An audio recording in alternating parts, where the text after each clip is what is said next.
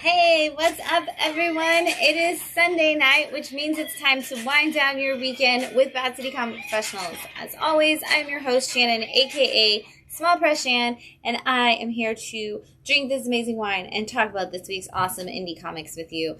I'm super excited. I had some really good books this week. I've already had some long conversations about some of the ones that I'm really excited about, so I'm excited to get to do that now with you. But before we get there, we're going to check out this wine. So this is Miora, and it's a Pinot Noir, and I have to tell you all of the things in this wine because I have not seen a wine that kept going with the list of things in it in so long, but this one is black cherry, blackberry jam, and clove, followed by flavors of wild strawberry, ripe cherry, and raspberry, scented with notes of baking spice. I was like, you literally just put everything that goes in wine in this thing. So I'm excited though because I love all of those things and can't wait to see what this tastes like because I've never had it before.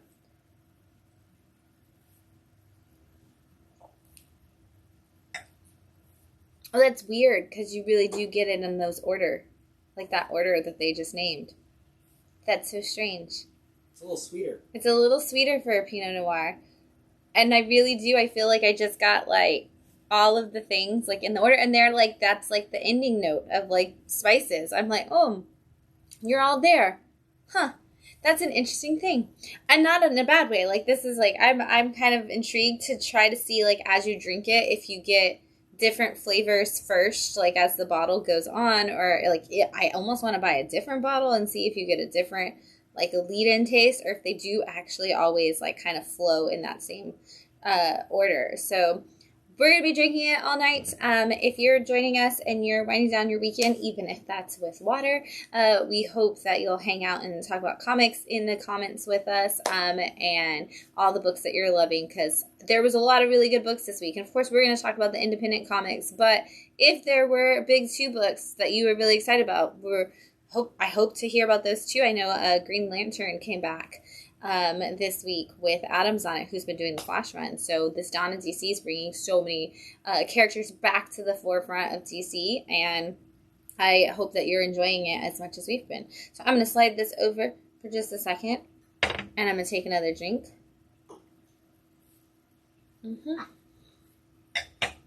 Yes. All right. And then I'm going to actually share this with everybody at home so you can all follow along. We can watch and talk about comics together. I'm super excited. This is my favorite day of the week, other than New Comic Book Day. Comics. Ooh, now we got music. We got share music. It's just sound effects for everything. It has been a busy time at Bat City over the last couple of weeks. You know, we just had Free Comic Book Day last Saturday, the 6th, and now we are moving into a lot of our regularly scheduled monthly programming. So we had comic creation workshops this last weekend, which were super amazing. We had so many kids come out and come up with new ideas for comics, workshop some comics that they've had. For a lot of you teenagers who have been working on your books, that's a great time for you to do that, is come out with your books that you already have in play, and we'll workshop them during those things. So if you already have something, even just a character that you want to tell a story on, we've got that. But we've got some more events coming up this week. This Thursday night, the 18th, is Ladies' Night. I have a lot of people asking me what age range is this for. This is for our adult nerd lady fans. This is, it's going to be, there is alcohol. I will say that. That is why it's for the adults. You know, we've got so many kid and teen programming days, but this one is for all of you female and non-binary comic fans who want a place to come out and hang. This is a great night to do that. We meet in the classroom, and we have snacks and drinks, and we talk about all things nerdy that we love. And it's free to join, so feel free to come and do that. Next Wednesday, the 24th, is our $1 book club. It is $1 for the book. It is free to join us. So if you don't need to buy the book, like you already have it, or if you are just like, hey, I just want to hang out while everybody else talks about a book, it's free to come. It's at 7 o'clock next Wednesday night, and we will actually be reading Isola #1 from Image. That's the $1 part of the book club, is you get a $1 book, and we only read that one issue of that book, and we talk about everything we know about that issue. If you've kept going, you might be able to provide some insight as to where things will go or where they came from. And then we move on. The next month we read something completely different. So come join us, and if you want to have a say-so in what book we read next month, you've got to be at this book club to vote for that.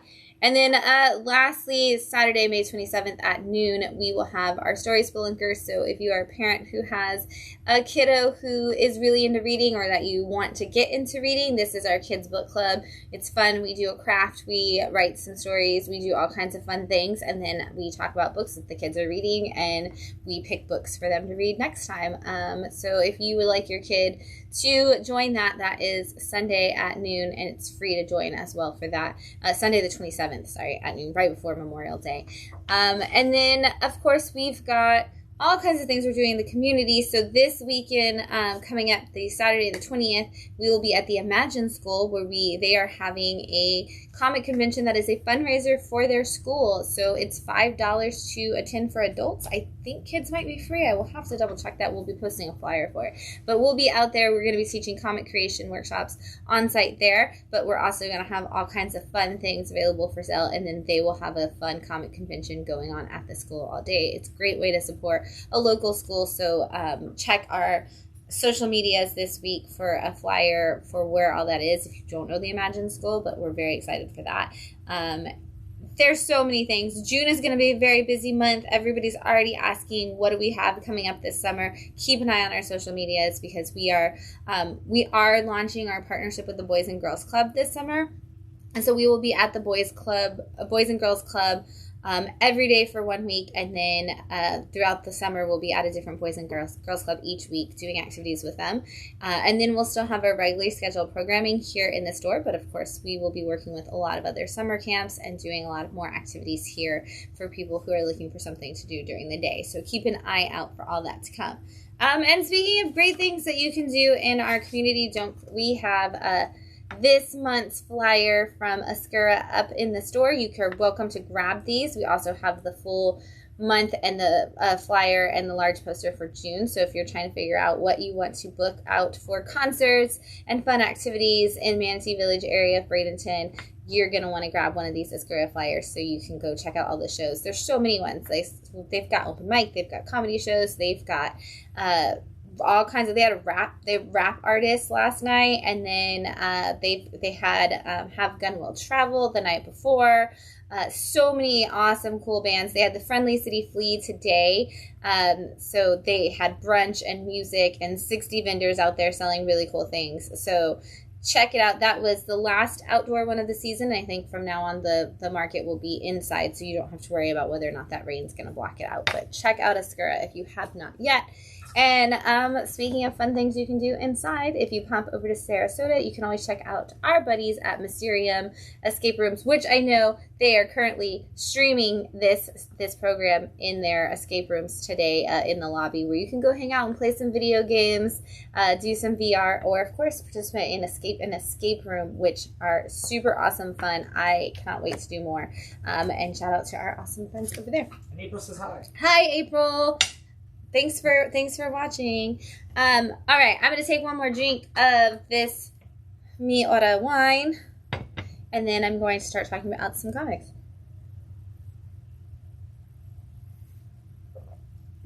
That's so good. All right. I'm going to put that out of the way. I'm actually going to move this way so I can keep up with it. All right, we're going to kick it off this week with Black Cloak, issue 5 from Image Comics, and the wonderful Eisner-winning Kelly Thompson.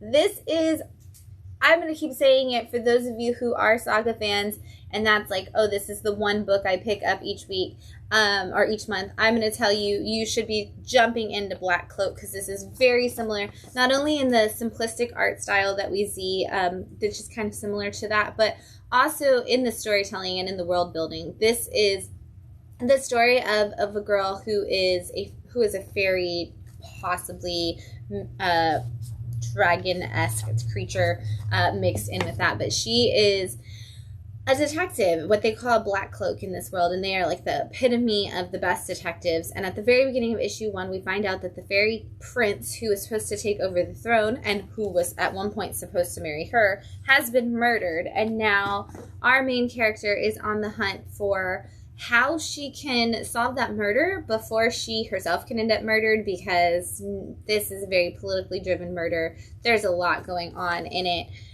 We've seen the different realms. We've seen mermaids, we've seen fairies, we've seen magicians, we've seen horned creatures, we've seen, like I said, possibly dragon-esque characters. Again, any of the characters that you might see in something like Saga, you're going to see here. But we're on that murder mission instead of being on just like this one family trying to survive being blamed for something and being, the potential key in a political thing. We are also kind of solving that key, looking at that key political issue, but we're trying to solve the detective battle before it's too late, and every issue just kind of heightens that stakes. So we're on issue 5 right now. Which means we'll probably be coming up on a trade break soon. So now would be a good time to jump into it and read them, because they are oversized issues. So you're going to have that little bit of a gap where you can actually read the book before the next issue. Like, you'll have some time to catch up. Up next, we have Back to Fairtalia number 5 from Invader Comics. This is one of those books that I don't think a lot of people know is coming out, and I really wish that more people did, because this is kind of your next in line for something like an I Hate Fairyland.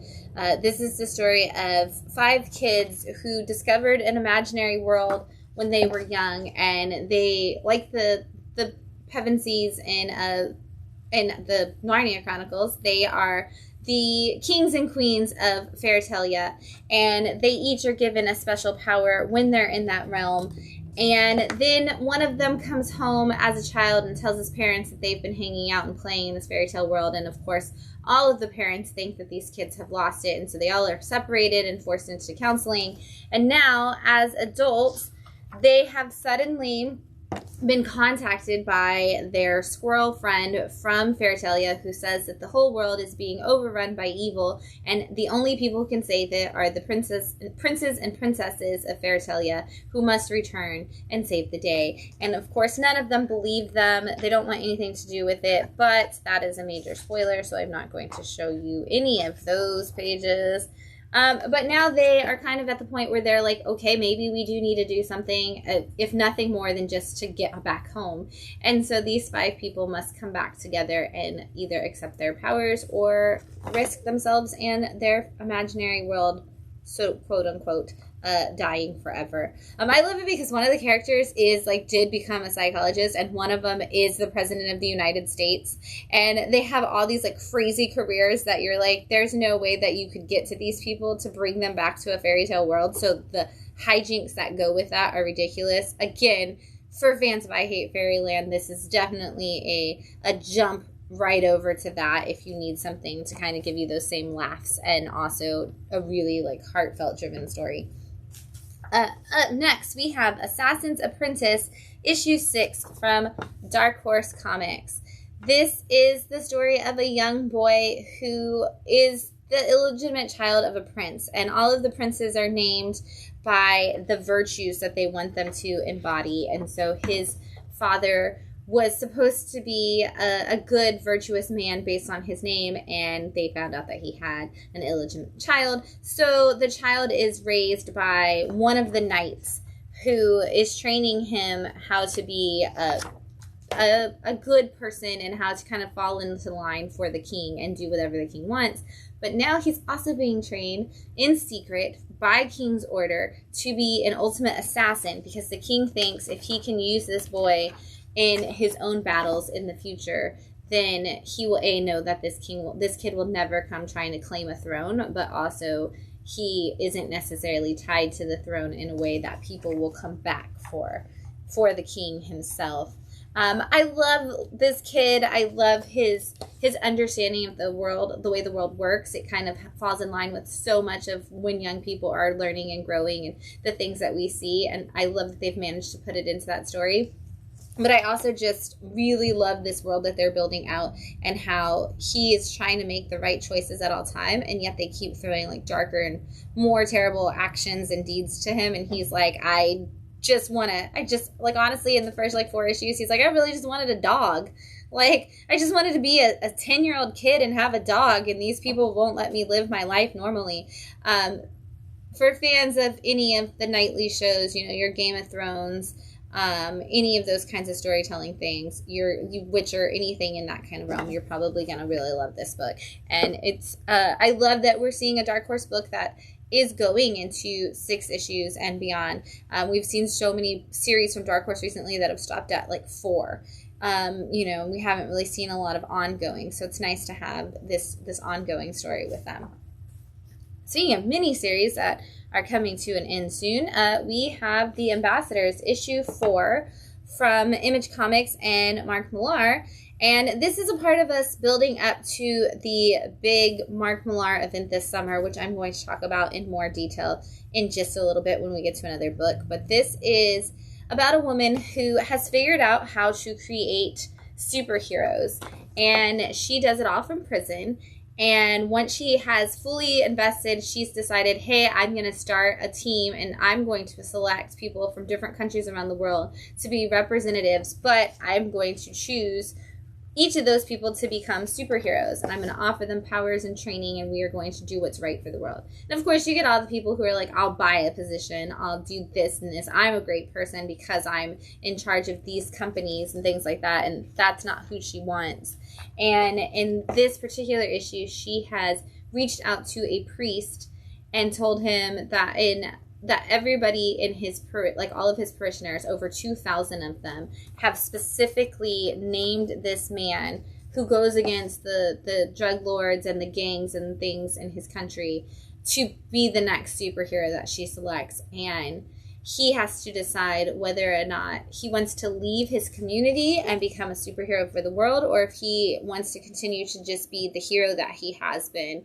And if he makes that choice, what happens to the opportunity for that range. This was probably the best issue of this book so far. It's been really cool. I love seeing, and I say that, and I think I said that last time too. The last one made me cry at the end, honestly. So I don't know, maybe they're tied, because the last one was so good of an ending. And this one kind of does the same thing, in that if we're going to explore a world where somebody wants to pick the best people and give them ultimate power, you have to understand that a lot of those people are either going to have the purest of intention behind why they want it, or the most honorable of reasons for not. And I love the conversations that we're seeing with this. And this is another one of those, like, Mark Millar, I always thought he was just like, you know, shoot 'em up, like crazy stuff. Like, you know, we had all of the books from the old days that he had that were always like, that was a really good way of having the conversation of what a person in that position might really think about power, and the ability to just have it at your fingertips. And this one and issue 3, which came back to back very quickly, not a month apart, have both been just stunning conversations about that. And speaking of stunning conversations about being a good person, Second Coming Trinity, issue 2 is out from Ahoy Comics. And if you know me, you know that Second Coming is one of my favorite books on the shelf. This is the 3rd volume of this book, and it's always amazing. This is the story of a superhero who wants to have a kid. He's basically Superman, and him and his wife, who is essentially like Lois Lane, want to have a kid. And in the first volume, they realize that they can't. So God offers them a chance to raise a kid in his own kid, who is an adult named Jesus. You may have heard of him. And over the last 2 volumes, Jesus and a Sunspot, I believe, have become roommates and friends. And now Jesus is still kind of living in the area. He's getting his own place now, but he is working as their babysitter.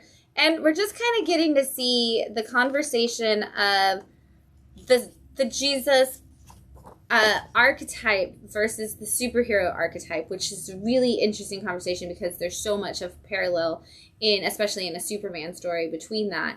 But in this particular issue, God has gone to a place where he feels like he can't talk to anybody because everybody just worships him and they just ask him for things. So it's either like, you know, over the top worship, or it's just, hey, can you do this for me? Can you do this for me? And he's like, I just want somebody to talk to. And so he ends up coming down to earth to go crash a date between the couple, the happy couple, and Jesus is left at home babysitting while God kind of just gets to go and experience the world. And he's just kind of like, hey, I also invented art, and I really wanted art to be used for these purposes, and I feel like art's not getting used for the meanings and purposes I wanted anymore, so like, let's go look at some art and find some true meaning in it again. It's such a fun issue, and I always love the conversations that Mark Russell has in his books, especially those. Completely shifting gears for a hot second, we have The Nasty, issue 2 from Vault Comics. Let's jump into some horror, because it's going to last for just a minute, where we're going to talk about horror from different publishers. I love Vault. I love the Night Vault imprint. I love Friday the 13th. I love horror movies. I love the concept of like the world around it and talking about horror movies. So it is not a far jump to assume that I also love this book. And this is the story of a bunch of kids who are basically Empire Recordsing saving their local video store. The local store has horror movie store, especially, like, it's just nobody's coming in. People don't really want to rent VHS tapes, and they're not really completely into the idea of renting horror movies.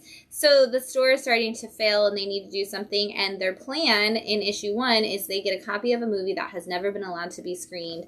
It's one of those lost movies, but even if you find it, it's so bad that they won't let you show it anywhere.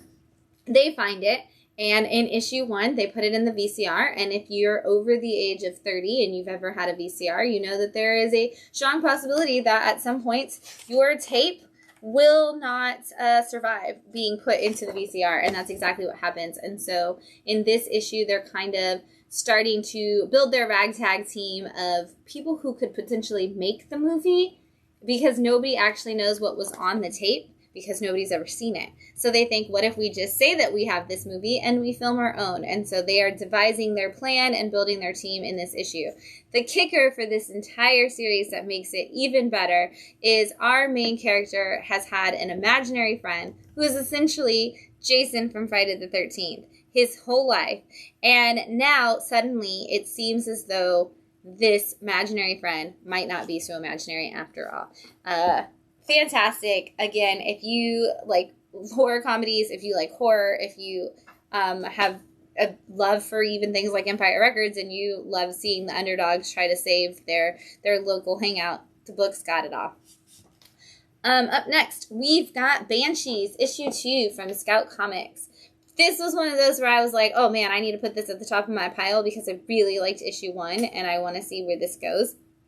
And I'm so excited. This gave me everything I wanted and a bunch of things I didn't know I wanted, all in one issue. So I'm super excited for where Banshees is going. But this is the story of a girl who starts out at university, and she's so excited to be in college, and then she's going to study psychology. She's in this great program. Everything seems wonderful. And then she finds out that her dorm room is haunted because a bunch of girls were all like killed or possibly killed themselves in different ways.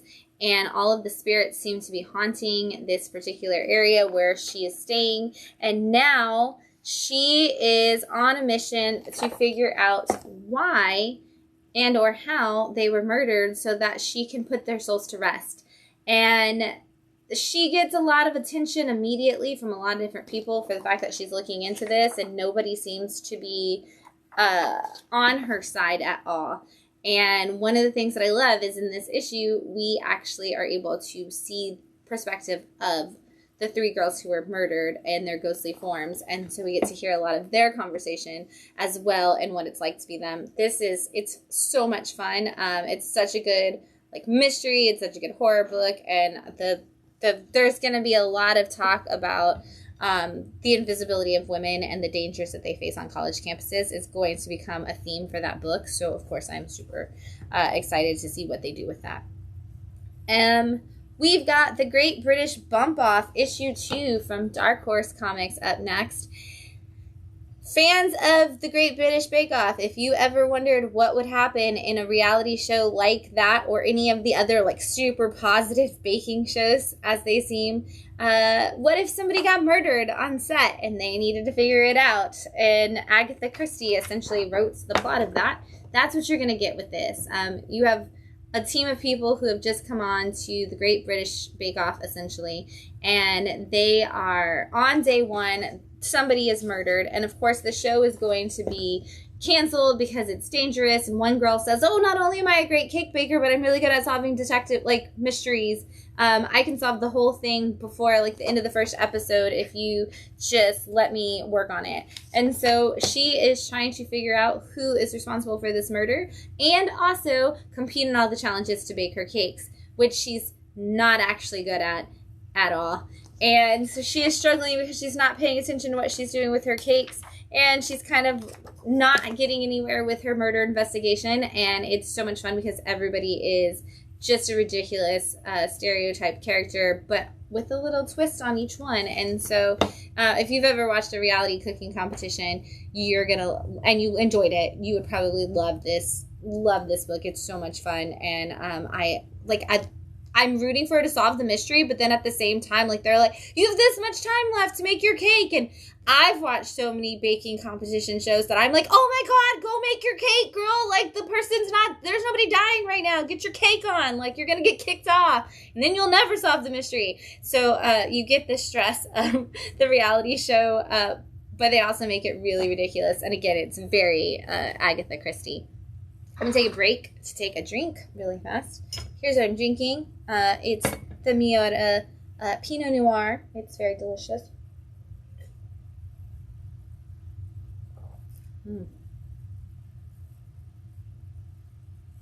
It's funny because I can smell like the baking spices almost more than I can taste them. But then you take a drink and it's really sweet.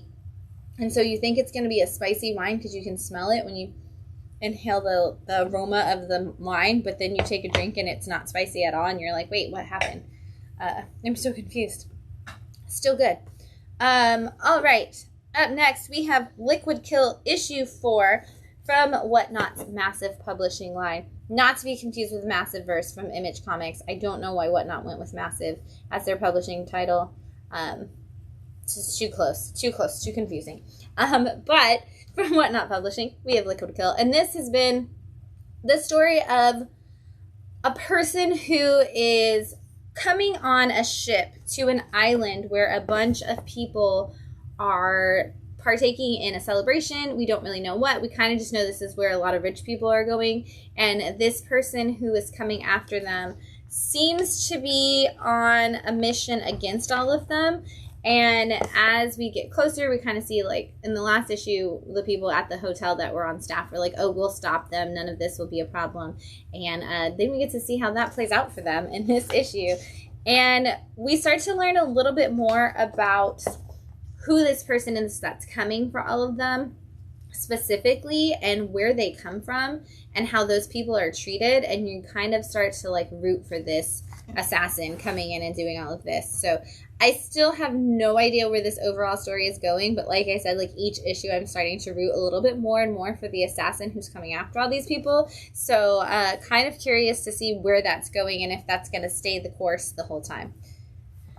Up next, we have Monarch issue 4 from Image Comics. And if you're a Philadelphia fan, this is the new Rodney Barnes book. So I know Philadelphia just came to an end, so this is a great place to jump to if you're already having that Rodney Barnes missing feelings. This is the story of a young boy and the other kids that he lives with, because he is adopted, and he kind of lives with a foster family, and it's him and those kids. Except at the very beginning of issue 1, we find out that there are aliens that have come to roost above the houses, kind of like in Independence Day where they're just all parked over major cities. And something goes down. The aliens kind of start to attack. We learn that he is connected to those aliens, in a completely different way than you would have thought, and I'm going to try to not show any of those pages majorly because I really like to see the way, like, those moments are really cool. The problem is while he has this connection with the aliens, and the aliens really want him to be as a part of it and on their side, he has fallen for these humans in that he's lived with so much that he is like, whatever comes from this, all I care about is that they're safe. And once again, we learn that the most dangerous thing in the world is never the aliens or the monsters or the creatures. It's other people. And the family members, the kids that he's become friends with, the girl that he has a crush on, they're all in danger from a boy in the community who is threatening them while everybody's focused on the aliens. And so he is trying to get back to them and save them before it is too late. And the dichotomy of those two stories playing together has just worked really, really well. So if you haven't picked up Monarch yet, again, with 4 issues in, highly recommend you grab that. Up next, we have Nemesis Reloaded issue 5 from Image Comics. Here is where we're going to talk a little bit more about that big Mark Millar universe that is up and coming this summer. But before we do that, if you didn't catch Nemesis Reloaded, Nemesis is a character that Mark Millar had back in his previous days, back when he was doing all of his other big books. And he brought it back and is kind of requeling it, where he is rebooting it a little bit, but we're also kind of seeing a new, almost sequel-esque style story to what he may have done before. And this is kind of a new origin story for Nemesis. He is a character who we learn his parents were tried and put to death for being murderers. And because of that, he has kind of fallen down that same path because he was orphaned in that case. And he's kind of just held on to this forever. And now in this series, he has been going after everybody that was connected to that case.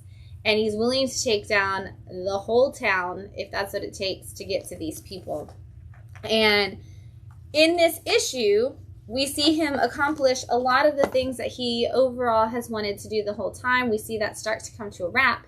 And then we see a big setup, because coming this summer, we are going to get what is called Big Game, and it is going to be the first ever Millar World crossover event, and I'm going to hold this up for you in just a second, but starting July 2023, we are going to see Kick-Ass, Nemesis, Kingsman, Magic Order, Jupiter's Legacy, Huck, Ambassadors, Space Bandits, Empress, Sharky, Starlight, Superior, Nightclub, Super Crooks, Chrononauts, Reborn, Prodigy, and MPH all come together in a full-on Mark Millar universe crossover. Who knew? And, like, the fact that he brought out, like, Ambassadors and Nemesis, like, to reboot Nemesis, and then made Ambassadors and made Nightclub, and none of Mark Millar's books kind of really, like, these books do not all go together in any capacity. You know, Ambassadors were making superheroes. Nemesis is kind of a revenge story. Nightclub is about vampires. None of the books that are coming out right now you would think go in the same universe at all, and none of his old books necessarily kind of would fit in with any of those really either. But here we are. We're getting a big crossover. It's coming in July. So if you have ever been a fan of any Mark Millar book, this might be an event that you never knew you always needed coming your way this summer. So here we go. There it is. That's the first, like, actual official, like, we've been teasing, it's been saying, like, wait for Big Game coming this summer. This is the first time he's actually listed every book that's going to be in it. So Nemesis wrapped up. We're going into that Big Game now. Ambassadors, I believe, has one more issue before it does. The same with Nightclub, I believe. So we are gonna wrap up all the titles in June, and then in July we are going to launch that Big Game. So up next, we've got Nocterra, issue 14 from Image Comics, and Scott Snyder, who had a couple of books this week. If you've never read Nocterra, I know we're like 14 issues in, so it sounds like it's been forever.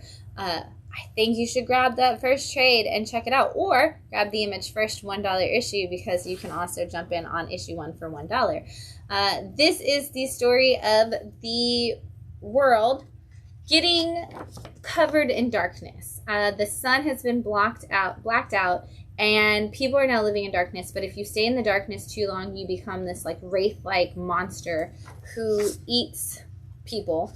And we have been following two siblings who were both adopted, and they have been kind of keeping each other safe, driving around the world using these 18-wheelers that have lights attached to them to ferry people across the place from dark place to light places to keep them safe. Along their journey, they have found a man who had a journal on how to bring the light back to the world. They have now taken his granddaughter in and have been working towards the goal of bringing this light back to society. And of course, now they are in the place where that could potentially happen, and we of course have to have new troubles. What I love about this volume is the first two volumes were told from one sibling's point of view, and now this new volume switches to the other sibling's point of view, and so we're now following Emery. And Emery has always been the scientist, so every issue of this has been a different step of the scientific method on the experiment of bringing light back, but also how that applies to life. And we get a little bit of M's backstory and a little bit of this backstory of what's going on with these people in each issue that we've never seen before. And it all correlates so beautifully to what is actually going on in that perfect Scott Snyder way. Seriously, if you love anything Scott Snyder has ever done, you need to be reading this. And I believe it was optioned at one point, so, you know, you might want to jump in it just in case it does actually get that TV show or movie or whatever. Up next, Phantom Road, issue 3 from Image Comics and Jeff Lemire. We always say that issue 3 is the turning point, and you're going to learn like so much about what's going on in it, and you're going to kind of know from that issue if this is a book you want to read. And this definitely falls into that category of a lot more information kind of like given to us towards what the goal of the story is going to be.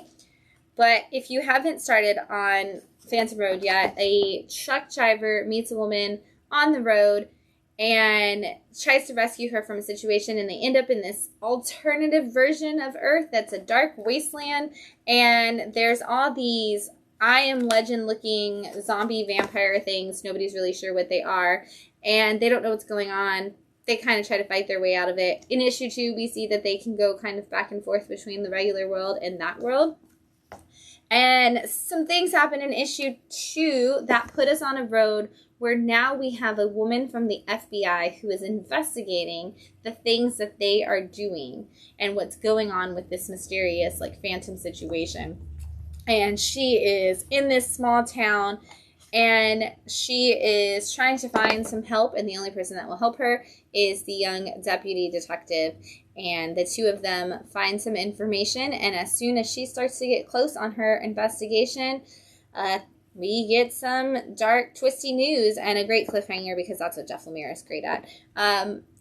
The book it's one of those where we didn't even see the main characters in this issue at all. If you picked up this issue and you hadn't read the first two, you'd think that this was our main character, because she does such a good job of like commanding the story and giving us like what is going on with this detective, and we get such a full story for her.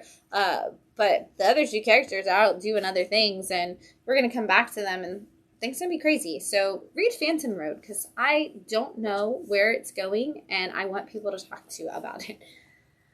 Up next, we have Saga issue 64 from Image Comics. I just had somebody today tell me every time I hear about Saga, it just sounds so like there's so much. And there's so much to read and go back to, and that is 100% true.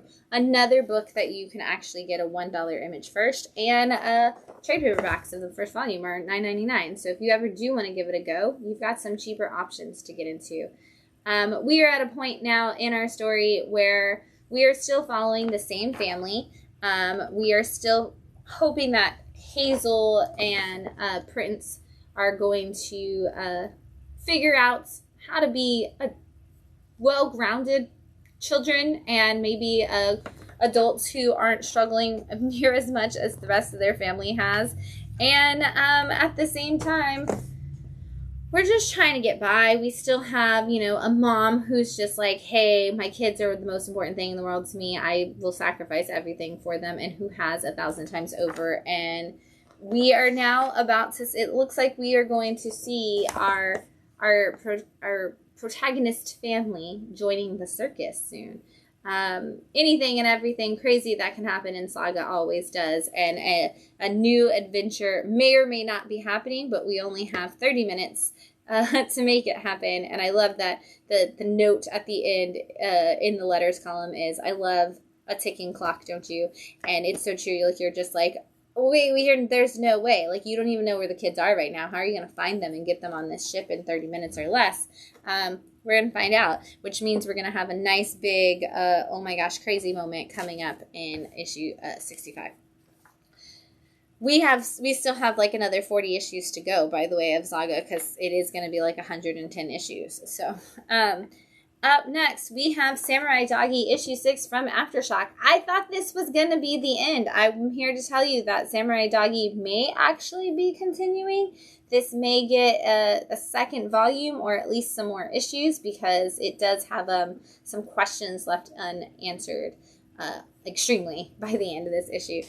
But this is the story of a dog who has that moment where all of his siblings are either murdered or taken, and he is acting as a Ronin as an attempt to find his siblings and restore his family in whatever way he can. And over the last 5 issues, he has faced some crazy obstacles, and most recently one being finding out that some of his siblings have sided with the captors that stole them. And so now he is not only at odds with the people who took his siblings, but he may in fact be at odds with some of his siblings. And he is continuing his battle in whatever way he can. This is just one of those that has like really cool like fight scene art, honestly. Like, if you are somebody who loves animals, if you're a fan of Good Boy, and you want less jokes, because Good Boy is of course the humor version. If you are looking for something with that anthropomorphic dog who's still doing a lot of fighting, this one's going to focus more on the fighting aspects and the story of like just trying to save your family. Up next, we have Stoneheart, issue 3 from Image Comics and Emma Kubert. I continuously say that Emma Kubert is a master of putting young adult fiction into comic format, and this is just such a great classic telling of a fantasy story with like the long lost princess essentially style character. We start out in black and white because we are looking at a past, and we get the past, a little bit of the past in every issue, because we do have a girl who doesn't remember who she is. And so we as readers actually are getting more information and know more about her than she does at this point, because we've seen her backstory so much. And if you read issue 1, you know that she was the greatest paladin. She has this red magic, but she has a bad attitude. And so these protectors who she was supposed to live with kick her out and wipe her memory, because they're like, she's too dangerous. But she's literally like their chosen one, but they're like, yeah, her attitude's bad, she'll never actually make it to that, let's just kick her out. And so now she's living in this local village, and she thinks that she's waiting on her mom to come back for her. She has no idea who she is. She's just like a young teen, 20-somethings-year-old girl trying to make her way as like a blacksmith in this town.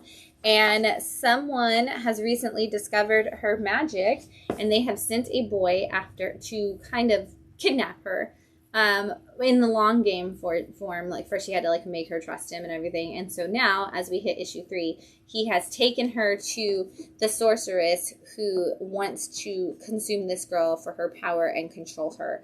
And we know that she's got all this power, but she has no idea. And so things get really crazy for her in this issue, and it sets us up for going down a really dark journey, and hopefully some redemption for some characters who I already really like, but I also really hate. So I'm really invested in all of those people, and that's one of those books where when I close it, I'm like, I wonder what they're doing today. Like, what are they up to? In that classic young adult format where I just start to get really into the characters, and then I kind of miss them when I'm not reading the book. Up next, we have Old Dog, issue 4 from Image. This one's been on quite a bit of a delay. I know a lot of people thought maybe it was just going to be the three issues because we haven't seen anything, but it is back. So if you didn't know, now you do. This is your old dog, new tricks kind of story. This is a man who was like the super spy of the world. He has retired. He has been kind of forced to retire essentially, and now on his new mission that he's on, the thing he's been pulled back into, they give him a partner, and that partner is actually his daughter, who he's been estranged from his whole life. And now she is like the person who is his handler that gets him in and out of the spots. And we see a little bit of that backstory finally in this issue of how she ended up in that position and how she became a spy and working towards this goal of working with her dad. But at the same time, while he's on a mission, we see a man who actually did have a childhood essentially with him, because it is the person who was named his partner when he was very young. And we kind of see what it would be like if you did have him as a father and how he would have been a terrible father either way. And we see him actually struggle on whether or not he's going to accomplish his mission for the first time ever in his life. So this hands down has been my favorite issue of this book. I loved getting to hear everybody's story, and I loved that parallel of the daughter who has spent her whole life hunting for him and wanting him to be her father versus like this man who's like, you were the person who trained me, you were like a dad to me, and like look at what you did to screw me up. It's fantastic. I love it. So check it out if you haven't started it and you like spy books and you want to see like what if Jason Bourne got to be like a 70-year-old man and was still a spy and had some kids. That's what you're going to get. We've got some books ending this week.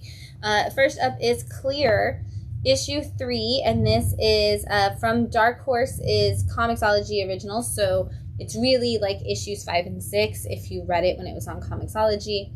But they physical prints are only 3 issues. I say that only because there is a note that's like, check back to issue 4, and it's like, there's only 3 issues in print, so that might be confusing.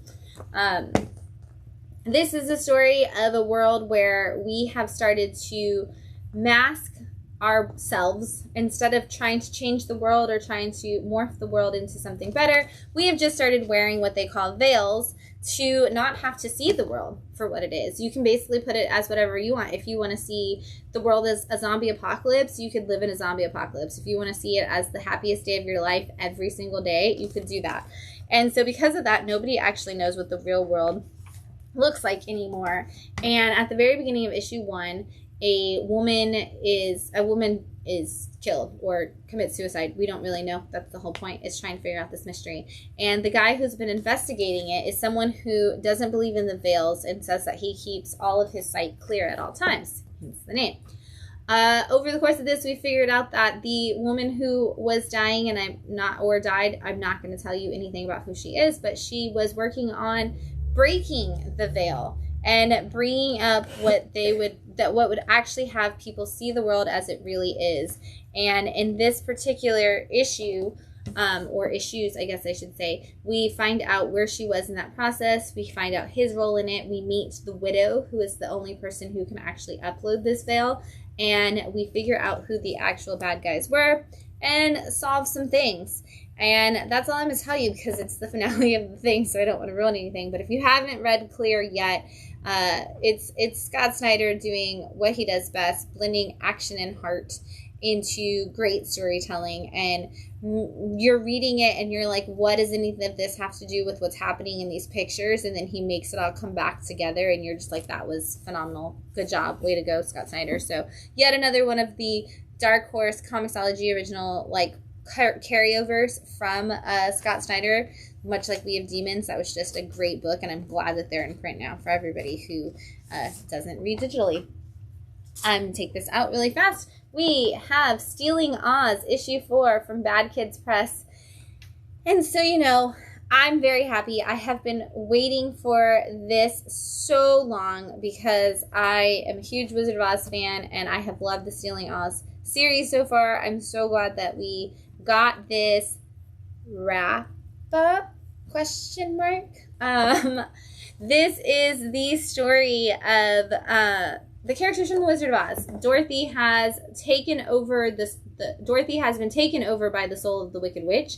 When Dorothy melted the witch used magic to possess Dorothy's body, and since then she has been going back and forth to use Dorothy to become a criminal. And she has the lion on her side and the scarecrow and the Wheelers and all of those. And the police who are trying to stop them are the Tin Man and TikTok. And in this particular wrap-up issue, we actually get to see Ozma come out into the real world and try to help them battle the Wicked Witch, who is trying to fully take over Dorothy's body before it is too late, so that she can be the ultimate bad guy forever. Lots of things happen. Not the things that you think are going to happen. And like I said, the end maybe hardcore, because it looks like we are going to be getting a volume 2 of Stealing Oz, and it's not just the Wicked Witch's show anymore. If she's gonna battle, if we're gonna have some wicked people battling, we're gonna need some more villains, and I'm so stoked to see who they bring in and how. Yes, I do. Sorry, I just saw Nick's comic that says, "Oh boy, Shannon loves Wizard of Oz." I do. You have no idea, internet, how much I love the Wizard of Oz, and that's literally how Matt proposed, was at the Wizard of Oz when I was hosting the 80th anniversary screening for the Alamo Drafthouse. And it's my favorite movie. It's always been my favorite movie. There is an entire room in our house dedicated to the Wizard of Oz. It's the best. And I saw a mention of my Loungefly Wizard of Oz backpack. There are 3 of them, and they are all thanks to the amazing, wonderful people at the Comic Spot. So shout out to Comic Spot over in Riverview. If you haven't been over there yet, you should totally check them out. They are a great place to go for pops, and the place to go for Loungefly. They are a Loungefly exclusive store, and you can get a lot of them in person at their shop. And of course, they still have comics, and they're just super cool. I love going in there and talking to those guys. So shout out to them, and thanks for having all those exclusive Wizard of Oz packs. Up next, speaking of great people in Florida that we love, Jonathan Hedrick has a new book out. It is Quicksand, issue 1 from Scout Comics, and I just love that this is called Quicksand, but I'm not gonna lie, I just really wanted it to be about quicksand, because there's all those memes about being the generation of like being taught that quicksand was going to kill us, like it was going to be this big problem, and how it's not actually a problem. So I was hoping it was just going to be a book about quicksand, but it's not. There are these giant creatures in it as well. It's kind of like if you took quicksand and you mixed it with Starship Troopers. Because there are these giant bug creatures that come out of the sand. And this is the story of this woman who, after we had these giant creatures come out, they, of course, create like a team from the government to go in and fight these monsters. And this woman's husband has disappeared, been killed, something of the effect. And she is like, well, I'm going to go and I have proof from the president that I'm allowed to be here, and I'm going to go investigate where these monsters came from, and I'm going to be the one that stops all of this. And she goes in there, and the guy from the military is like a complete and total jerk to her, and she totally, completely like kicks his butt and puts him in his place. And then the monsters come back, and we're kind of like, oh, now we're gonna have a monster fight. But she's like super duper cool, and I really just want to see her beat every monster up single-handedly. And like the guys like that she's with is like, we should hide and let the experts do their job. And she's like, I am the expert, and like grabs like the weapons. And I was like, this is gonna be like that moment in all the action movies where you just want the girl to be like the super cool one who's like, I've got this, I don't need any of you. Jonathan has given us that character, and I'm super stoked. Thank you Jonathan, for making all the boys look like they have nothing on this woman. Up next, we've got Count Dante, the unauthorized but sort of true story of the deadliest man who ever lived, issue 1 from Scout Comics. For those of you who are fans of martial arts and martial artists, this is a great book, because this is all about a man who is interviewing another man about John Timothy Keehan, who is supposed to be the world's greatest martial artist. And this takes place like right after the Vietnam War, and it's the story of these 2 men who meet in the Vietnam War, and one of them is already training to be a martial artist, and then he eventually trains the other. And he's known as just this, like, he's the deadliest man. Like, he could kill you in a million different ways. And he's, like, trained all these people on kung fu and all these different types of martial arts. And nobody knows what's real and what isn't. And they're like, I'm going to get the real story. And the guy literally is like, nobody knows the real story. Nobody will ever know the real story. But here's what I know. I kind of hope we get different interviews from different people every time, because the like absurdity of some of the stories you get were great. But at the same time, I like this guy narrating the story of these two. And then my favorite thing that they did, and I'm going to see if I can find it, is they put in all of the they talk about, like, in 70s comics, there was all the ads for martial arts. And so they put in all of the 70s, 80s kind of comic ads. Like do you want to, like, have your life changed? Do you want, like, you know, sea monkeys? There is actually one for sea monkeys in here, except they're called sea junkies. And they're sea monkeys that just want to do drugs. And, like, they come with the drugs for the sea monkeys to do.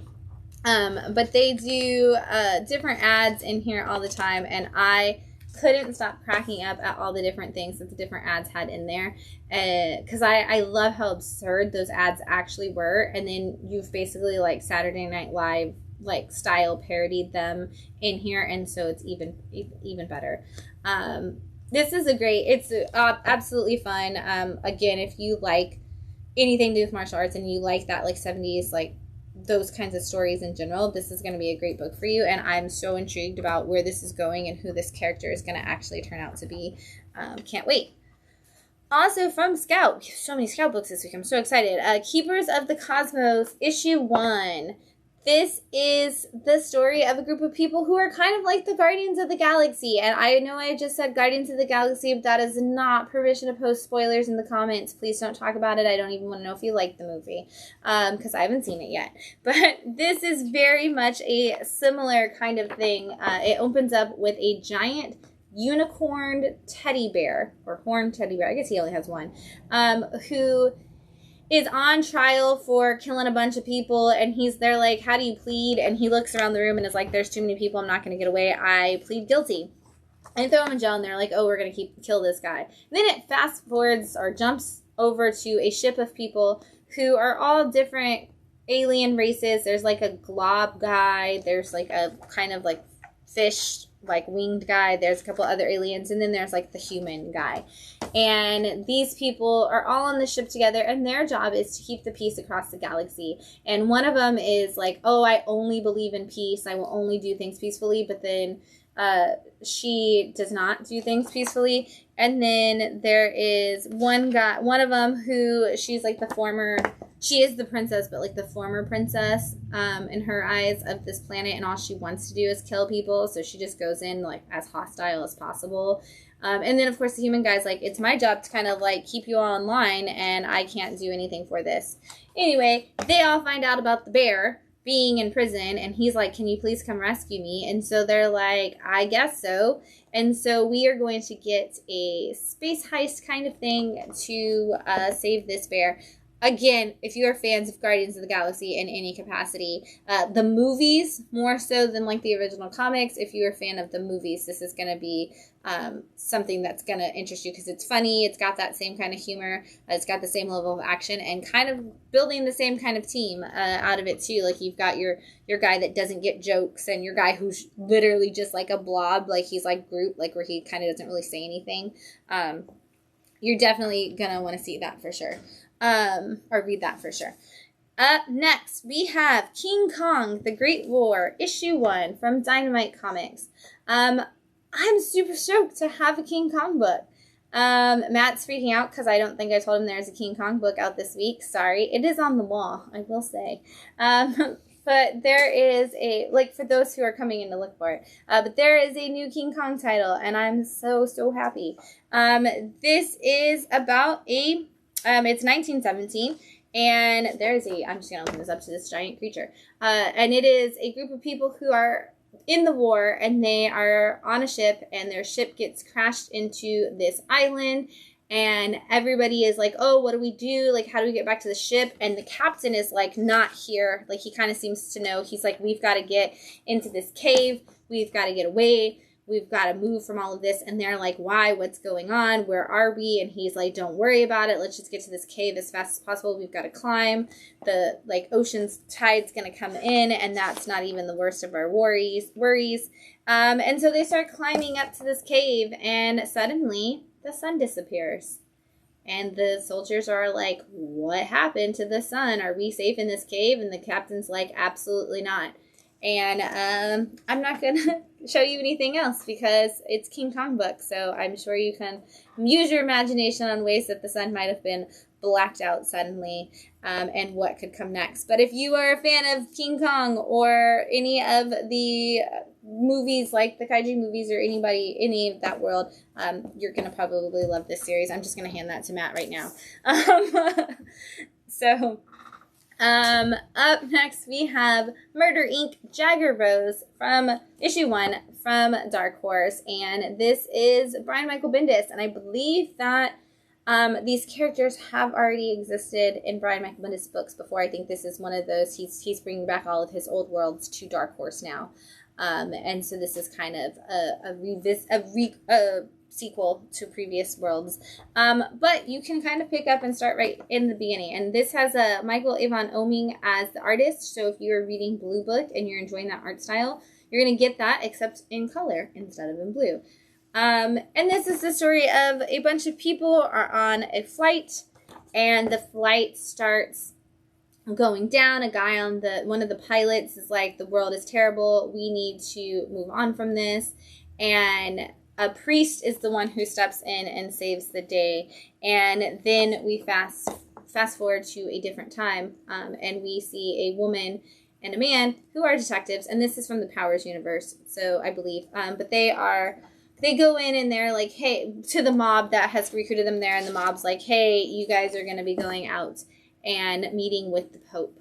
And they're like, why would the Pope want to meet with us? We're criminals and mobsters. And he's like, don't argue with me. Just do what you do. And so we set up this whole experience of Jagger Rose and this other gentleman going to the Vatican and meeting the Pope. And we're going to find out what is going on and why these priests and the Pope have all of this fighting power and these issues and what their connection is to the mob. There's so much that just got started in this first issue that I have no idea what is happening. So that's where we are, and we're all on a ride, and we'll figure it out as we go. But I do like the cool way that Michael's art looks with all those bright colors in there, so I kept going like, ooh, are these people aliens? And then I was like, no, that's just the cool coloring on the art. That's just supposed to look unique and different.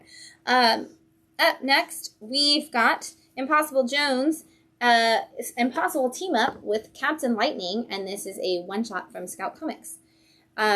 Impossible Jones is a series that we've had. There was, like most of Scout's books, Impossible Jones started as a digital series a while back, and then we did get an actual print version of Impossible Jones, the series. I think it was last year, 2 years ago. And since then, we've kind of just gotten these one-shots of Impossible Jones doing different things. So if you don't know who she is a criminal who was robbing a facility, and she got locked into the room, and she got turned into a super-powered person who had the ability to stretch, change her identity, do all kinds of things, and she didn't really want to be a superhero, but she figured that it's the best way to cover up for all of her thievery is to act like a superhero most of the time and then rob stuff the rest of the time because nobody will ever suspect it's her. And anytime she ever gets caught, she just plays it off like, oh, aren't you glad I was here to save the day?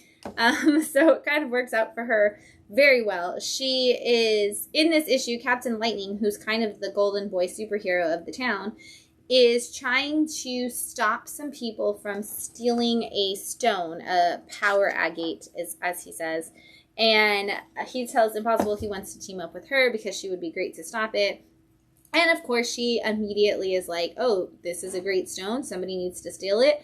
I'm going to steal it. And then they'll just think it was these bad guys. And then we can hunt these bad guys down and it'll be too late. So she goes and tries to steal it, and of course the people who were actually going to steal it show up to steal it. She ends up in a heist and a caper all at the same time. Hijinks ensue.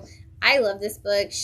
I love Impossible Jones. She's so funny. She's like Catwoman if it was a comedy, because she's constantly like, I'm going to steal this. And then she's like, no, I'm going to do the right thing. Never mind. And then she's like, she stops the superheroes from actually, like, even when the superheroes are like, oh, I'm doing what's right. And she's like, I feel like that's what's right for them, but it's not right for actual normal people in this world.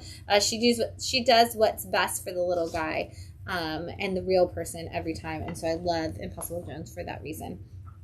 Up next, we have Winter Ember #1. And this is from a whole new publisher. We had Blowfish Studios, maybe? Yes, which is a imprint of Iago manga or something like that. It's a whole thing. This is based on the game Winter Ember, and we had a 0 issue, which actually gave us all of our setup previously, but this issue this issue picks up right where that is, which is almost confusing if you didn't read the 0 issue a little bit, because you would think that #1 would give you all that backstory.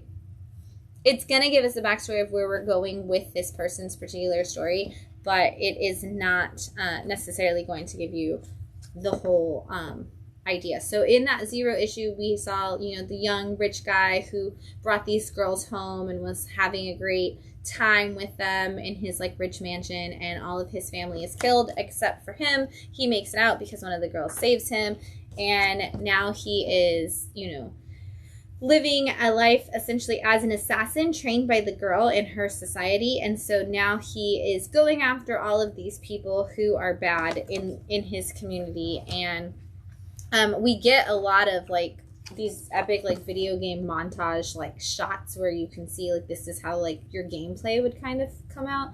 But I am interested because he is one of those characters who he hasn't actually really learned his lesson yet. He came from a life of privilege, and now he's just kind of mad that he was burned and disfigured from the fighting that took place. And so he hasn't actually gotten to the point where he's like, oh, I want to help people. He's actually just at the, like, these people messed up my life and I'm mad at them stage. And so I want to see as he grows how he's going to develop, because she's like, you have to be more than just your anger. And he hasn't gotten there yet. So I really want to see as the story goes on if he's going to get there. Let's see. We'll do this. The next book is Octobriana and the Underground, issue 1, and it's from Dead Good Comics. And I guess I looked up this entire history of this book today because I was like, I don't have any idea what this is.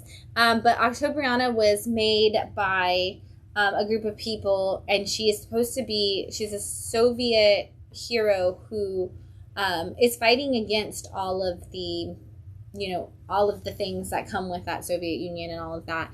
And the series came out a long time ago, and then it was revitalized by people like Jim Rugg. Jim Rugg had a really big graphic novel from Octobriana, but she was super popular in the 80s. Like Billy Idol had a tattoo of her. It was like a crazy thing, like was gonna, I think David Bowie, maybe, I think it was, bought the rights to make a movie out of her. It was like a whole big thing. But she runs a team of people who all live like between space and time on this ship, and they go and they fight all of these different people who are up to no good. And in this issue, we do get 2 stories. One of them is them trying to, which one am I on? They're trying to stop some people who are trying to take over the internet, essentially, because they're mad that a video came out that actually shows that people are bad, that are doing politically nefarious things, and somebody called them out on it. And so they're trying to destroy the entire internet and control what people can see. And they're like, that's not freedom. The internet should be a source where you can get all information, and nobody should be able to control people through it. And so they go after them and try to shut that down. And the second story is we find out in the little rundown of who Octobriana is, we learn that her bad guy is Baba Yaga. And Baba Yaga has possessed Rasputin because he is on their team right now. And so she is trying to get to the team and destroy them from the inside out by possessing Rasputin, who we also learn is Baba Yaga's ex-husband in this issue. It was crazy. But so yeah, it's got a very tank girl 90s like blend of the storytelling. Like you can definitely see that this came from like the 80s 90s kind of time period for a concept, but you do kind of have that tank girl mentality where she's like, yeah, I don't care. Like one of the stories, they're like, hey, Octobriana, like you're really bad at just killing everybody and we never get anybody to witness, like to talk to. And also like, what's the difference between us and the bad guys if we just kill everybody? And she's like, because we killed the bad guys, not the good guys. And they're like, no, maybe we should not kill the bad guys. Like, can you just go on one mission and not kill everybody? And so she tries really, really hard to do her very best to not just kill everybody. But people are bad and she's mad at it. Lastly, in our new number ones, before we get to our picks of the week, we have Cartoon Puppet Horror Theater. I guess it's Cartoon Theater Puppet Horror would probably be. I have to check that. But this is an issue 1 and it's from American Mythology. Which I love puppets. So I had to check this out. I'm actually going to check and see which order the title goes in. That's not helpful. I think it's Cartoon Theater Puppet Horror, but either way, this is the story of a bunch of puppets, Muppet-style puppets, who are sucked into horror movies. And they're essentially inside, they essentially find themselves at like Camp Crystal Lake, and they have to solve the mystery of getting this evil killer his axe back. And they're told if they get the axe back to the evil killer, he'll be happy and he'll leave everybody alone. But of course, they give him his weapon back, and now he just has a weapon in which to kill them all.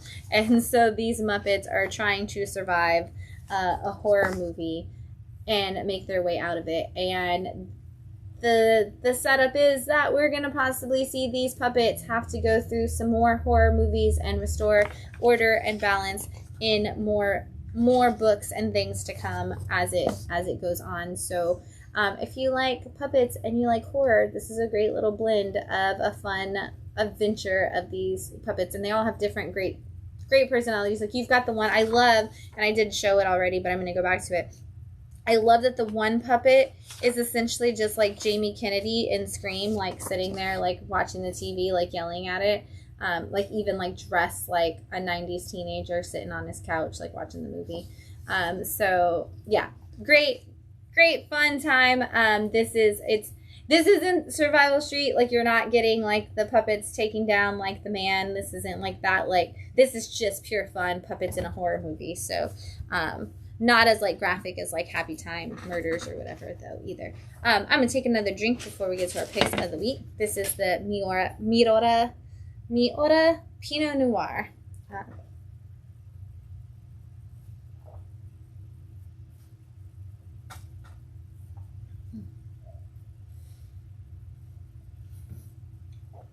Awesome.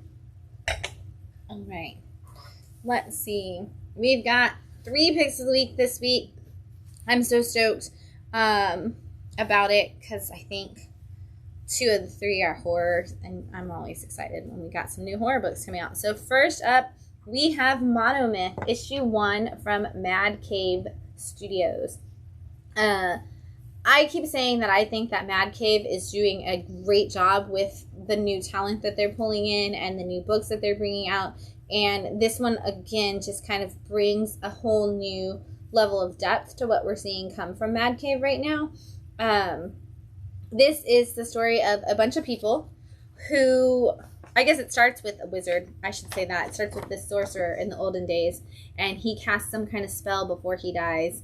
And then as soon as that happens, it fast forwards to 7 people in 7 different places in our modern society. And it's kind of just flashing through everything going on in their lives. And some of them are in good places and some of them are in bad places.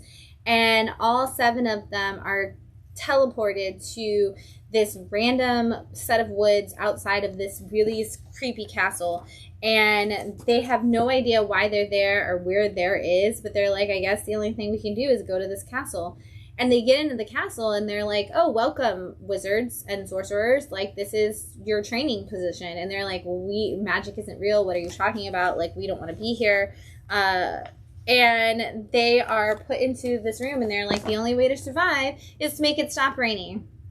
And and the guy just like disappears, and they start to look around, and all of a sudden it starts raining inside the building, and the rain doesn't stop, and it's flooding, and their only way out is to go up and accept that they have been charged with some kind of magic. And that's all we know. We don't know what that magic is. We don't know why they have it. Training is going to begin in the next book, I guess. And there's no out. Like, the ones who try to get out do get out, but not necessarily in the way they want to. So this is going to be dark, and it's going to also be a little crazy. And I love the way magic already works in this book.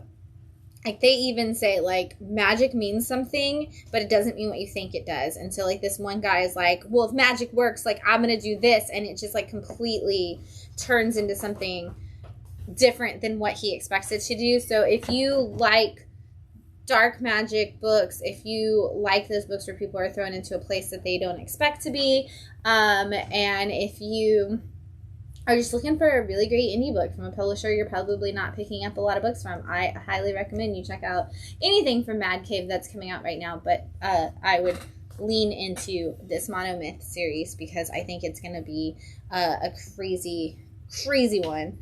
Up next from Boom Studios, we have Ghost Lore issue 1. I'm going to show you the back cover first because I just really like that Boom has this really obsessive moment right now with like ghostly trees, and I think ghostly trees are always creepy, so I love that they're putting them onto different things.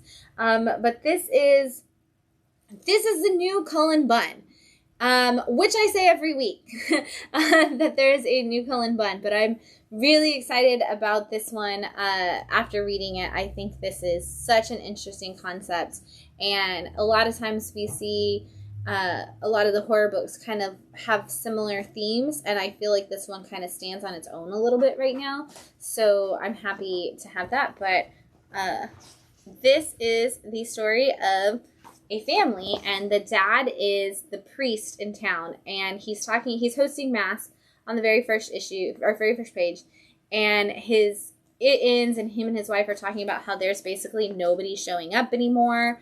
And he's like, and also, like, not only are there not enough people coming, but my own daughter is acting out. She's smoking behind the church. She's doing all kinds of stuff. And, like, there's something wrong with their son. He's not talking anymore. Nobody knows what's going on with him. And so the dad, trying to be helpful and get his daughter to like him, is like, hey, why don't you drive us home from church today? And in the process of driving home, she sees a ghost in the middle of the road. And she swerves, and they crash into a tree. And suddenly, the whole area is covered in ghosts. I'm trying to see what I can show you. That's not going to give away too much of the story. That's it. So the whole area is covered in ghosts, and she's like, Dad, what's going on? I don't understand. And she's like, Mom, what's happening? And the mom's like, okay, this is what's going on. And she's like, I don't know what to do. And the dad's like, I think we need to do this. And the mom's like, no, you need to do this. And it's this whole conversation between the family as they try to figure it out. And everything in the second half of the book is like the best thing Cullen Bunn has done in a long time. I'm super stoked to see where this goes, because everything I wanted to happen in this first issue did, and then some, and I really don't know where else it's going to go, but I know that Boom has, like, it's shrinking down how many books they're putting out so that all the books have room to grow, and I want to see what it is that made them, like, put this one out, and why they were like, this is going to be the one for, like, this season that we really focus on, because it has so much potential in this first issue. And I'm already like, can we option, like, Boom, I know deals with a lot of the production houses for, like, that to be their books to be turned into movies and or shows, and I'm already like one issue in, I'm like, I want this one to be a show. I want to see this play out, because I already feel like I understand everybody's character in it, in the family and in the dynamic, and I see what we set up here, but, like, I don't know where you're going to go from here, so, but I know you're going to go somewhere, and it's Cullen Bunn, it's going to get crazy. Lastly, for my number one pick of the week, I read this book more than once already this week, and have already talked to people about my own Please Come Stand at the Counter and Have a Book Club with me. This is Something Epic, issue 1, and I believe it's Image Comics.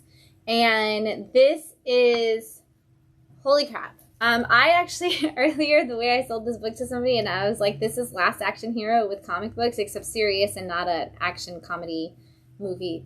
But the same kind of premise. Actually, the main character's name, I believe, is even Danny. But this is the story of a young boy who, it's the story of imagination as well, but this is the story of a boy who is narrating us the story for us, and he is telling us about how imagination works.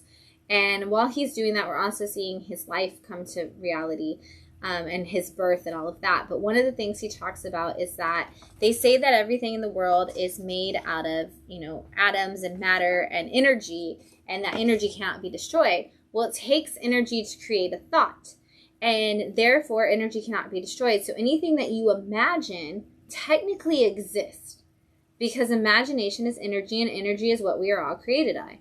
And so what problem is that, like, as kids, we have the ability to see the things in our imagination, and we have the ability to believe in them. But as adults, we start to forget that, and we stop seeing it. This kid can actually see everything that has ever been thought. And you can see all the different characters that he's passing by on the street. And in this particular story, it's him and his mom living on their own, and he is constantly on his own completely because his mom is always working, and he sees all these creatures. He sees the vampire that lives down in his basement, and his whole thing is if he doesn't acknowledge them, maybe a lot of these characters won't know that he's really there, and that he knows that they're there, I should say, and so then maybe nothing will happen.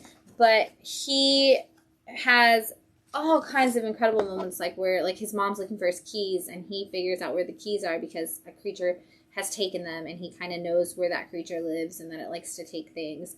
And so you get this real world blends with imaginary world, and the imaginary world is going to be both the thing that might be the thing that saves him, might be the thing that destroys him, might be the thing that messes up everything. But the twist of the plot of the actual book is so well done, and such a great premise for where this is going. And I'm not going to tell you. This book was so big that the last page, like the back cover of the book, is a panel. So if you go into a store to pick up Something Epic, please don't look at the back cover. That's where the barcode is. So if you want to know how much it is, it's $3.99. Don't look at the back panel. Don't look at the back cover, because there is a piece of that on it. And I know that it's also kind of a good teaser to get you into the story. But I'm like, don't do it. Don't look at the back cover. Just let them scan it at your store. But I love this book. And the way that they describe imagination and what we are with our imagination and what our imagination can do for us, and the way they describe comic books and what comic books can mean, and art in general, and different kinds of medium, it's so beautiful. And there's so many things where, like, there was like points in here where I was like, I could tattoo that quote on my body about imagination, and it would just, it's like a definition of who I am as a person, like perfectly described. And just everything about this kid, like, if you are that kid that had an overactive imagination and you kind of either forgot that as you got into an adulthood, or the other way, if you are, as he describes it, the 2% of people who, even when you get past your teen years, like, still have that imagination and still live in that world, you're gonna love this book. And if you like those long, like narration moments and that slow moving story, because it takes so much to get to what's actually happening in the story that it happens on the back cover. So if you like that slow moving, like, let's build out this great world and this great story, you're gonna love this book. I'm so stoked. It's already gone to a second print. Like, that was already up for order today. So or tomorrow, depending on when your store does their final order cutoffs. But good job. This book, oh my gosh. And I love the different art styles. I love the mixture of everything. I already can't wait to read it again. So that's where I'm at with that book. Like, I'm probably going to read it like every time a new issue comes out because I'm so excited about it. All right, what else we got? So we got some in-stock books this week. Let's see. We've got Miracle Man the Silver Age issue 5. We've got Spider-Man 2099 Dark Genesis issue 2. This book is flying out. We just 1 and 2 came out back to back, but this is the introduction of Blade 2099. So I had a lot of people coming in looking for that one this week. We've got Junkyard Joe issue 6. This is coming out of the Geiger universe and still continuing. Dragon Age The Missing issue 4. For those of you who play Dragon Age, there are comics. I have people come in every week that are like, I play this game. Is there a comic for that? Chances are yes. If you play a video game and you want a comic, you're probably going to find a comic book that connects to it in some way. Or something that's almost exactly the same plot. The Batman the White Knight continues. This time we've got the Generation Joker. So if you have been reading the Batman White Knight series, here is your next installment. Daredevil issue 11 with this Derek Chu Elektra cover. This was one of my favorite covers this week. I thought Elektra looked so cool. This is my other favorite cover of the week. Danger Street issue 6 with this cute Darkseid cereal box. Oh my god, I want to hug it. I just want also Darkseid cereal. Like, can we get a Fruity Pebbles that's made with Darkseid on the cover? But like, you could call it like Omega Beam cereal or something. I don't know, something. Omega O's. Oh my gosh, please do. Somebody make that. Omegos. Cosmic Ghost Rider issue 3. This is the new Stephanie Phillips run. And taking on Valkyrie. Captain Marvel issue 49. Look at that Brood cover. So cool. We've got Harley Screws Up the DCU. I just know that this book is ridiculous. I haven't even started it yet, and I'm already like, I know that whatever happens in here, I'm totally in, especially because in this issue, the cover A was the Action 1 cover, so I'm like, oh man, she has gone all the way back, and she's going to destroy everything, and I'm here for it, because Harley is hilarious. Ghost Rider, issue 14. This is another one I know a lot of people have been coming out to grab this week.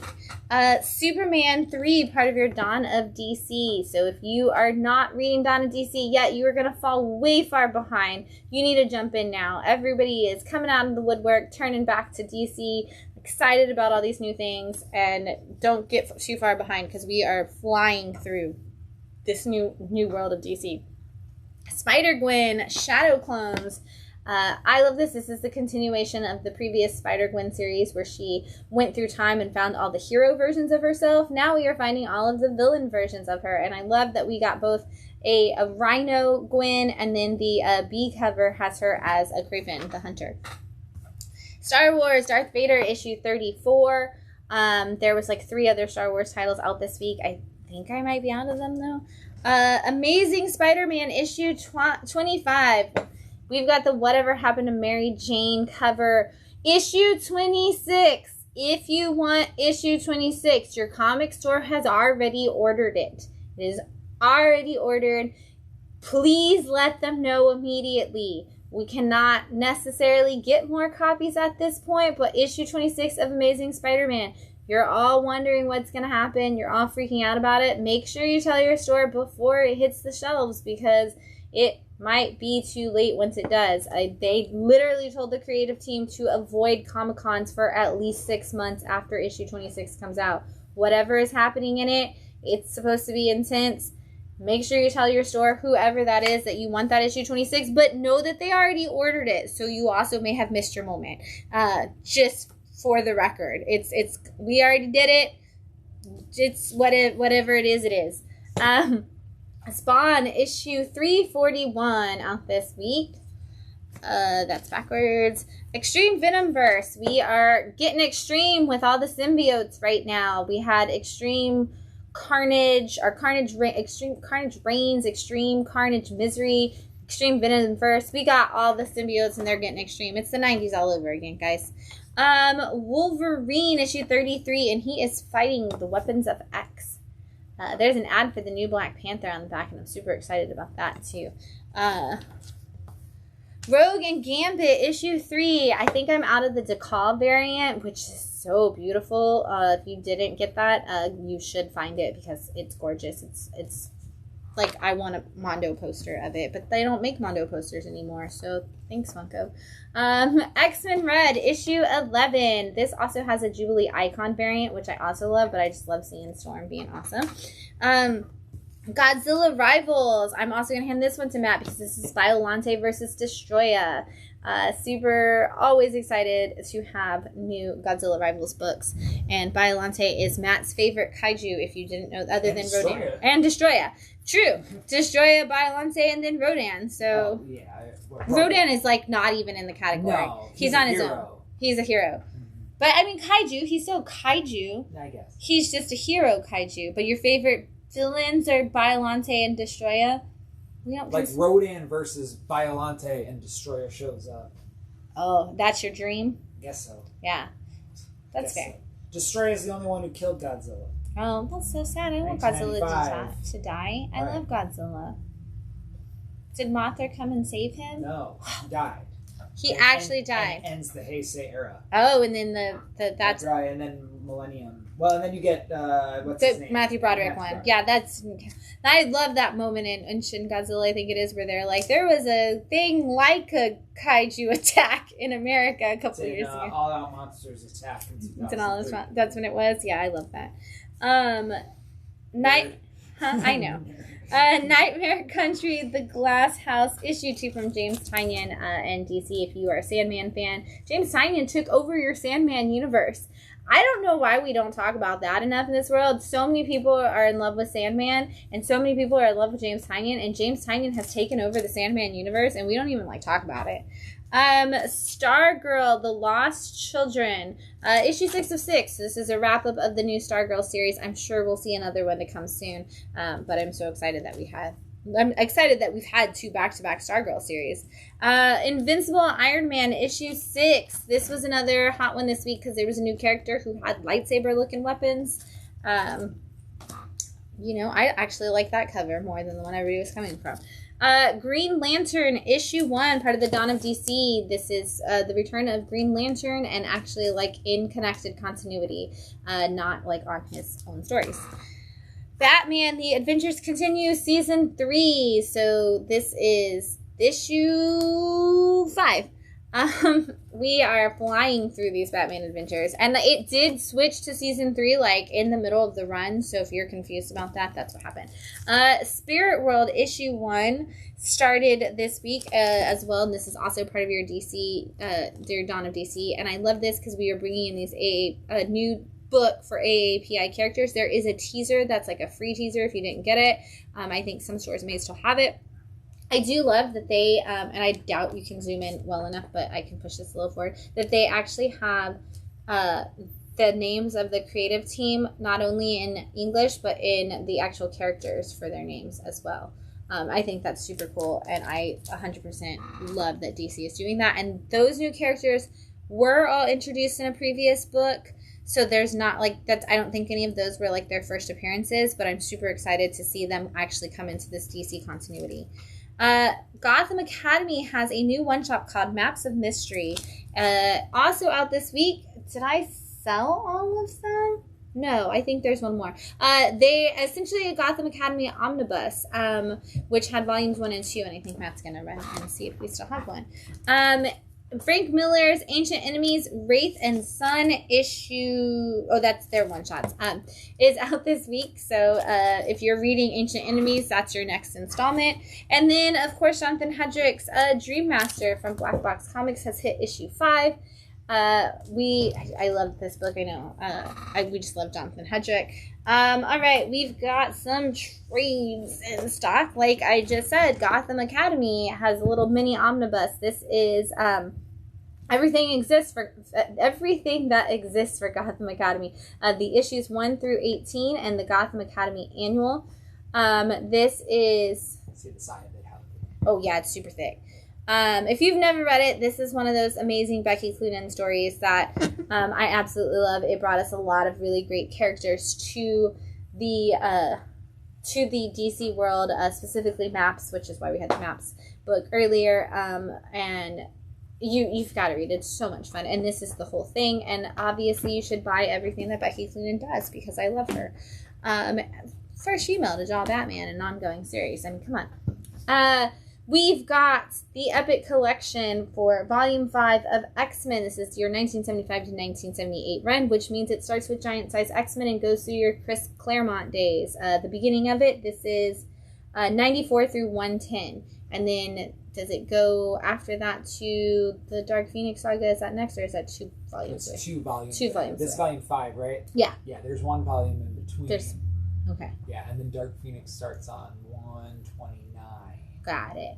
So this is 94 through Giant Size X-Men, and then X-Men 94 through 110, Iron Fist 14 and 15, Sabretooth introduction, and Marvel Team Up 53, 69, and 70, and the annual one. Which are the throw-ins of all of the new characters, because your new characters in this book are Storm. Wolverine.